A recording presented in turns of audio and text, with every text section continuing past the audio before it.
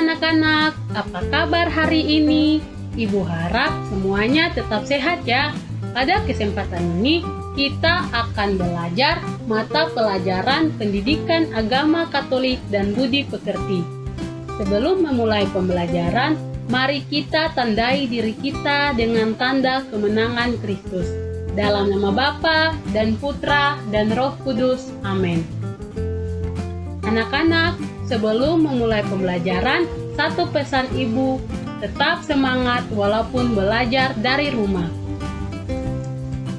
Kita masuk pada kegiatan belajar kedua dengan tema mengembangkan diri dalam bekerja sama dengan orang lain. Anak-anak, terdapat 4 subpoin dalam kegiatan belajar kedua, yakni A. Kemampuan dan keterbatasanku.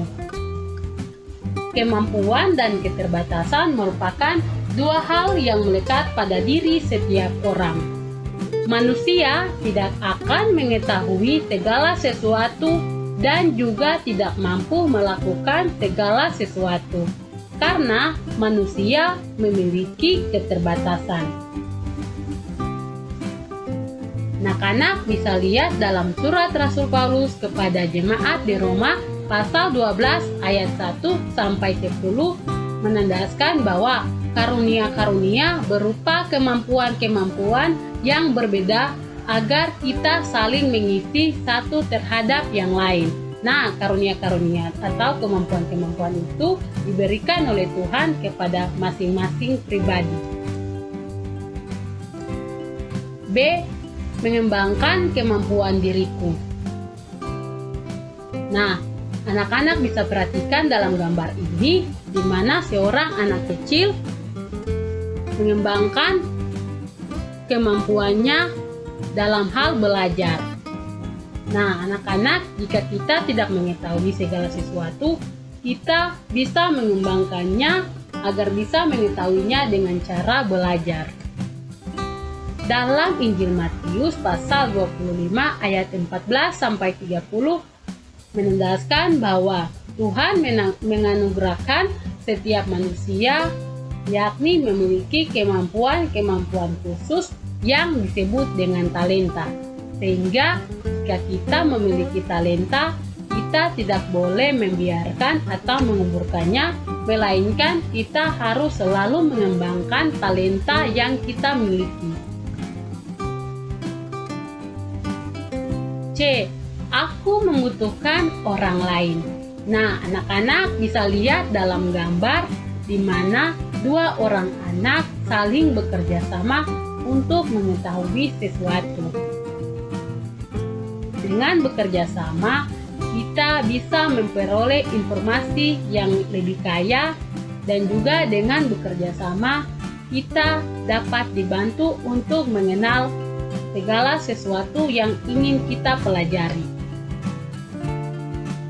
Melalui dialog persaudaraan, kita dapat mengembangkan segala bakat, pembawaan, dan kemampuannya untuk mencapai tujuan. Nah, kalimat ini terdapat dalam salah satu dokumen Gereja Katolik yang dinamakan Gaudium et Spes, artikel 1, dan anak-anak juga sebagai pribadi yang hidup di tengah sesama harus menyadari sungguh bahwa diri kita membutuhkan orang lain untuk berkembang. Seperti halnya anak-anak bisa lihat dalam Kitab Para Rasul pasal 2 ayat 41-47 di mana ditandaskan bahwa cara hidup jemaat perdana yakni mereka selalu hidup dalam kebersamaan dan saling berbagi satu dengan yang lain karena kepunyaan mereka adalah kepunyaan bersama. D. Mengembangkan diri dengan bekerja sama. Anak-anak, di Indonesia ada warisan dari nenek moyang yang turun-temurun yang dinamakan dengan gotong royong. Gotong royong dimaksudkan agar kita bekerja sama untuk memudahkan suatu pekerjaan. Anak-anak bisa lihat dalam gambar yang pertama di mana banyak anak-anak yang bekerja untuk membersihkan lingkungan sekolah. Dengan demikian, pekerjaan semakin mudah dan lingkungan sekolah selalu bersih dan manfaat untuk kita yakni kita selalu sehat. Anak-anak juga bisa lihat dalam gambar yang kedua di mana ada 4 orang anak saling bekerja sama untuk belajar. Sehingga dengan demikian, jika kita memiliki keterbatasan, ada teman yang bisa membantu kita untuk mengetahui segala sesuatu yang kita pelajari. Dalam 1 Korintus pasal 12 ayat 14 sampai 26 menandaskan bahwa umat Allah atau gereja sebagai satu tubuh yang banyak anggotanya. Setiap anggota hendaknya saling menolong satu terhadap yang lain atas dasar kasih persaudaraan. Nah, anak-anak, setelah mempelajari kegiatan belajar kedua ini, anak-anak diharapkan untuk mengerjakan tugas. Tugasnya adalah tulislah kemampuan dan keterbatasanmu dan satu pengalaman membutuhkan orang lain untuk berkembang. Selamat bekerja dan semoga sukses. Tuhan memberkati. Salam sehat dalam nama Bapa dan Putra dan Roh Kudus. Amin.